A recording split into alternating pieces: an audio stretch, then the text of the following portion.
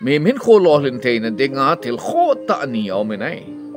khat che hi ai Hansanna hen ni na che le Chihna Thepna he hi mi Hansan ching lo hil thim lo hil awmen chuting le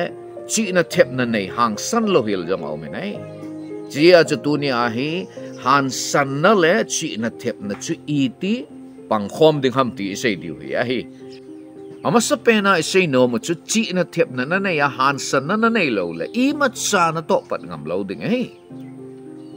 Chihna Thepna nei a Hansanna nei lo chu aga thei lo hi a hi het di khat chu le sit chunga mi ching mi thiam tam ta I ma cha bol do lo ma ai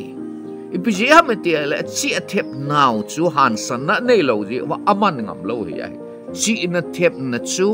ngam na lung sang inei lo wa hele ki mang cha thei lo he ti he nga he ai chia chu tu ni a he Hansanna to Chihna Thepna chu iman khom lo wa hele ichi I Thepna keu se chun I ma cha to do zo lo he ti hi a khat na hin se hi ai ani na ai sei no mu chi pe ha me ti a hele Hansanna na ne ya Chihna Thepna na nei lo wa hele na ta hat na le na Hansanna chu man lo na man cha ding chule nang le nang ki ma vo na chan ge ya yong na ta hat na chu pang te ai ti he diu ngai nei ya chu Chihna Thepna to na ta hat na chu na man khom jing ngai ai a chu ti lo le ta hat na na nei ha le Hansanna na nei chu man lo wa na man chat vai ding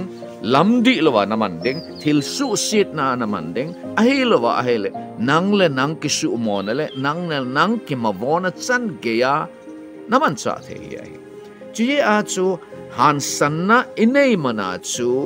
mo put jing ding ti na he pu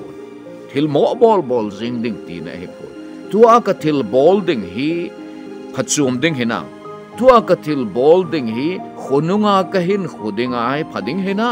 ti chu lungil te na ngai tu agel jing ngai ai ia chu Hansanna na ne ya hele Chihna to naman khom jing ding a hi ti hi hin se hi ai athum na ai sei no mu che hele Hansanna le ta hat na nei chu ki mo sun pi hen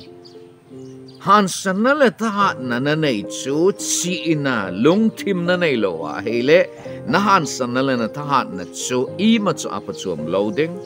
phat chum mala la a chu nang ki su mo le nang ki ma vo na chan ge ya pang the hi ai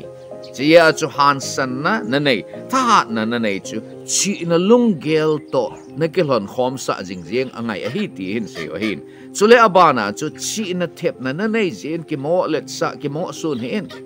aji chu na Chihna Thepna chu Hansanna le lungam na nei lo wa hele I ma cha pa chum lo muchi phata thingkong sunga ki mo koi ta bang mai bo hi ai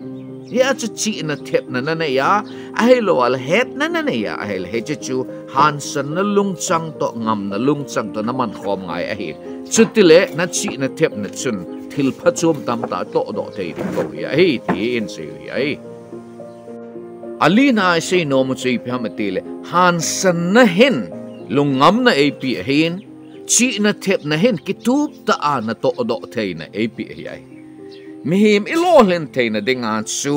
lungam na ne ngai hi chu tiang le phatte cha thil phachum I to do a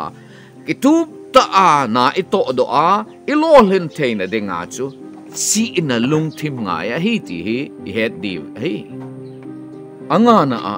lim ge cha ching thei ta lung gela hang san ta na to hen mihim hin khu a lo len na pi hi